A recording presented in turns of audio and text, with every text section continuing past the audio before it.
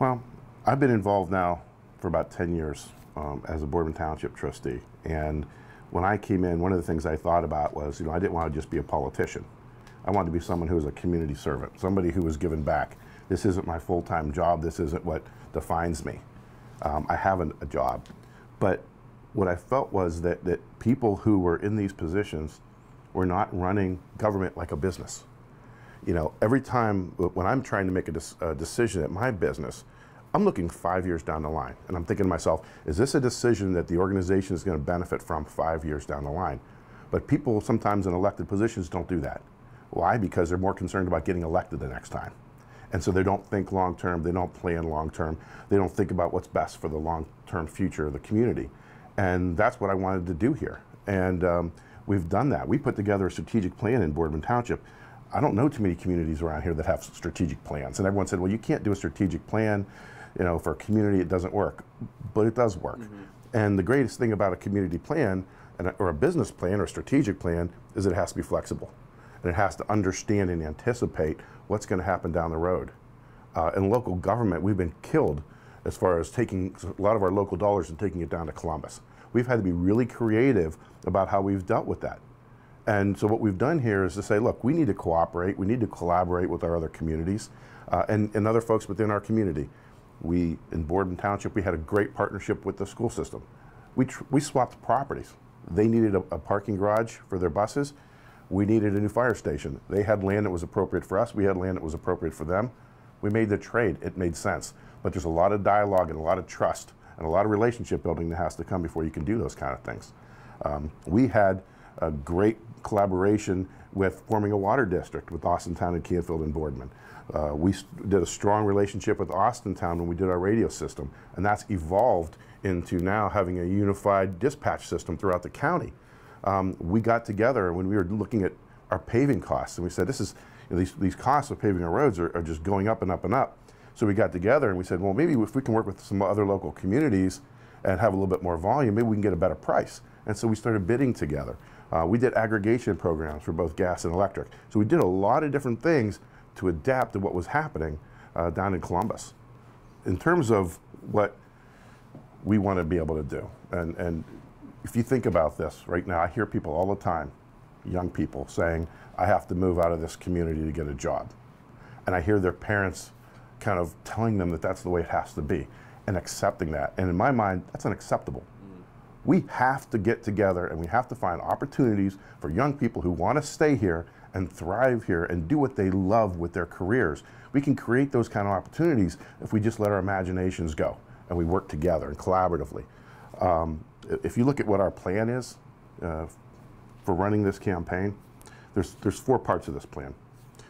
The first part is we have to look at how are we going to grow our economy, how are we going to create new, good jobs in our community. There's a couple of things that we have which are great resources. We have land and we have people. Okay, we have a housing stock that's older, our population is lower. I serve on the county land bank. I'm the treasurer for the county land bank. I was appointed by the trustee association throughout the county. And what I love about what we're doing at the land bank, we're not just flattening blighted buildings and planting grass. That's a good start. But what we're doing is being creative, and we're looking forward and we're saying, how can we reinvent what this property looks like? How can we reinvest in this property? The Chilcan project, which is happening in Youngstown right now, is a great example of what the land bank is capable of doing. And we can do that all throughout our county, is have land that we can bring, people come in, have meaningful jobs, and a great future. And with that is going to come new, exciting entertainment ideas that come with those kind of projects. And that's what we need to be able to do. The second aspect of what I want to do is work with some of our vulnerable populations. We know we have a growingly elderly population, okay? Again, I was appointed by the trustees throughout the county to serve on the advisory council for the Area Agency on Aging's levy that they passed last year. And we're looking at what sort of services can we provide for seniors. In Boardman, we recognize that there's too often a situation where elderly folks were left in their home unattended to for long periods of time and had accidents or other unfortunate things happen to them. We created the care call system. And it was a great system, didn't cost the taxpayers a nickel. And now that we have a unified dispatch system throughout the county, there's absolutely no reason why we can't make that a countywide project. And we have to do that to support our seniors and, again, other vulnerable populations, which includes our veterans. I mean, we're very fortunate that we have a lot of veterans in our community who sacrificed to go and do what we had to do for our freedoms, and we owe them a lot more than what we've been giving them so far. The third aspect of what we want to be able to do is deal with the opiate problem. I have been involved for the last 12 years at Meridian Healthcare, the largest provider of treatment in this area, and I'm very proud of the work that we're doing there. I have also served at the state level for the last 5 years as the chairman of a statewide association of treatment providers. I've been down in Columbus meeting with legislators for the last 5 years. We've worked with them collaboratively to get laws passed to make access more available for people with treatment, or who need treatment. So I'm not just working this job in Youngstown. I'm down in Columbus building those relationships with legislators and lobbying, because that's absolutely what has to be done. So these are some of the things that we're looking back at. And the other last aspect of our plan is our schools. We have to have a strong school system. Not only do we have to have a strong school system, we have to have a school system that works collaboratively within the community. If you look what we talk about with raising our kids these days, providing an education is a critical part of that, but it's only a part of it. What else can we do as a community? We need to provide a lot more support for our schools, not just financial support, but other kind of support. Prevention programs in our schools to help kids make the right choices. How are we also working with that kid who's having trouble in school, most likely because he's having problems at home?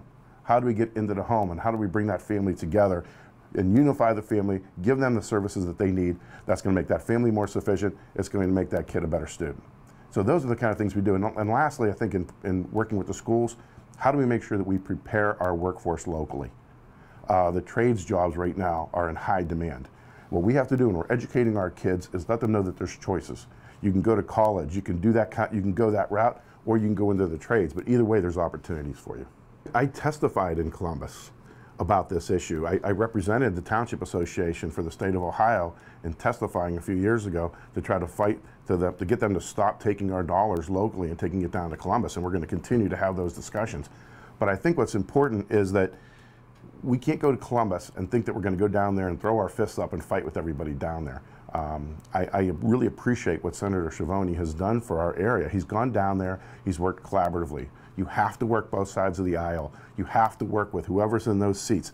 If Governor Kasich is in a seat, we got to work with him, and we got to get things done. If the next governor comes in, we're going to work with them. But we have to work with who's there. Those are the decision makers. And we can't just turn our heads up and say, we're not going to talk to you. We have to. We have to do whatever we can to bring jobs back to this part of our state and to bring awareness back to this part of the state. Well, I think what continues to be important, and this system that was created hundreds of years ago makes sense. There's people who are a little bit more conservative, there's people who are a little bit more liberal, but the bottom line is most of us are coming together somewhere towards the center. And I think what we have to do is we have to continue to say what our values are.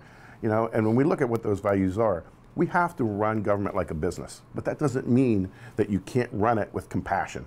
And I think that's what we have to do. We have to recognize, and even in issues around the opiate epidemic, for an example, we know that people's lives are in danger right now. We know that people are dying unnecessarily, and we know that we can do what we have to do to stop that from happening.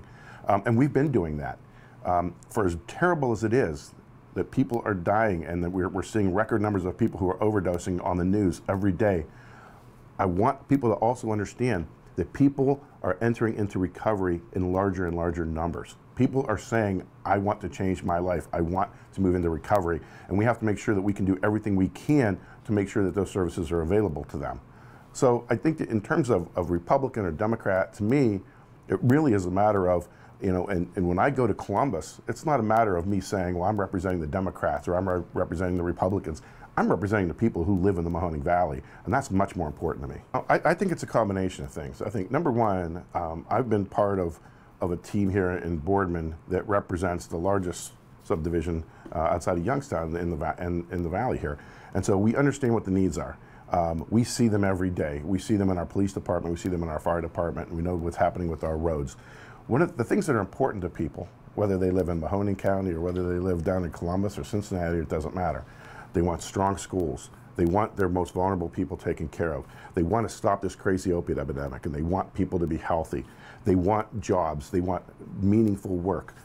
That crosses every part of the state of Ohio in this country. And I'm able to see that every day with what I did, not only in Boardman, but what I do in my day job at Meridian Healthcare. We are making a difference, one person at a time, and that's what I hope to be able to do down in Columbus, is to make sure that they understand, not just talking about what our issues are, but coming up with real solutions. And that's what I've been doing over the last handful of years in Columbus. When I go down there and I'm lobbying with these legislators, there are laws that have been written over the last couple of years regarding the opiate epidemic that have had our language in there, because our team at Meridian have gone down there, talked with legislators, face to face with legislators, talking to them about what's important, and they're listening to us. And they're putting this language into the bills. That's difference. And that's really happening. That's not just some slogan or some phrase that you're trying to use in order to get elected. I think is that there's a plan. And I think that I grew up in this area, and I am so blessed and so fortunate and so privileged that this is where I was able to raise my family. I've been married for 30 years. I've got 2 children. This is where they were raised. I owe this community something, and I want to be able to give back. And this is one of the ways I know to give back. You know, I've done other things. I've coached a Little League. I've taught at the university. I've done those kind of things. I have my day job at Meridian that I'm very proud of. I'm very, very proud of what we've done here in Boardman over the last 10 years. But I think that we can take what we've done in Boardman, we can take what I've learned over the last 20 years or so of my career, and we can apply it down in Columbus to make a difference for the broader area here. And when someone wants to get involved, I don't like being called a politician. I don't like that word. I don't feel like I'm a politician. I'm someone who just wants to give back to my community, and this is my way of doing it.